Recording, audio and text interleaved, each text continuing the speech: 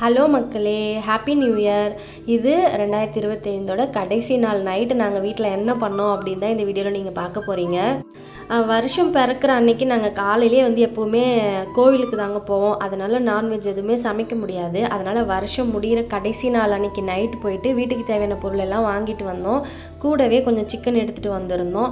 சரி, நைட் எல்லாருமே ஏதாச்சும் ஒரு மூவி பார்த்துட்டு டைம் ஸ்பெண்ட் பண்ணலாம் அப்படின்னு சொல்லிட்டு, அப்போது மூவி பிரியாணி அப்படி ஒரு வைப்பாக போகட்டும் அப்படின்னு சொல்லிட்டு பிரியாணி தாங்க இன்றைக்கி நைட்டு நான் செய்ய போகிறேன். பிரியாணி மட்டும் இல்லாமல் அது கூடவே கொஞ்சமாக சிக்கன் போட்டு பிரியாணி சால்னா செய்யலாம். பிரியாணிக்கு அந்த சால்னா ஊற்றி சாப்பிட்டா அந்த ஹோட்டல்லலாம் நல்லாயிருக்கும்ல, அந்த மாதிரி செய்யலான்னு சொல்லிட்டு ஃபஸ்ட்டு பார்த்திங்கன்னா அந்த சால்னா தான் செஞ்சிட்டு இருந்தேன். எனக்கு இது எப்படி செய்யணும்லாம் தெரில, என்னோடய ஸ்டைலில் எனக்கு தெரிஞ்ச மெத்தட் வச்சு செஞ்சுருந்தேன். அடுத்ததான் நம்ம தலைவர் பிரியாணி தாங்க செய்ய ஸ்டார்ட் பண்ணிட்டேன். எண்ணெய் கொஞ்சம் நெய் ஊற்றிட்டு தேவையான மசாலா ஐட்டம், வெங்காயம், பச்சை மிளகாய் எல்லாம் போட்டு நல்லா வதக்கிட்டு, இஞ்சி பூண்டு பேஸ்ட்டு, தக்காளி, கொத்தமல்லி, புதினா இது எல்லாம் சேர்த்து நல்லா வதக்கிட்டு, வீட்டில் தயிர் எலுமிச்சம்பழம் எங்கே தேடியும் கிடைக்கலைங்க. அதனால் நான் தக்காளியே கொஞ்சம் அதிகமாக சேர்த்துக்கிட்டேன், ஏன்னா புளிப்புக்காக.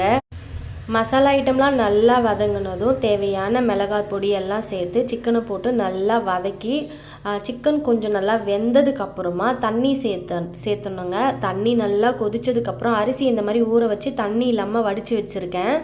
இந்த அரிசியில் கொஞ்சம் கூட தண்ணி இருக்கக்கூடாதுங்க.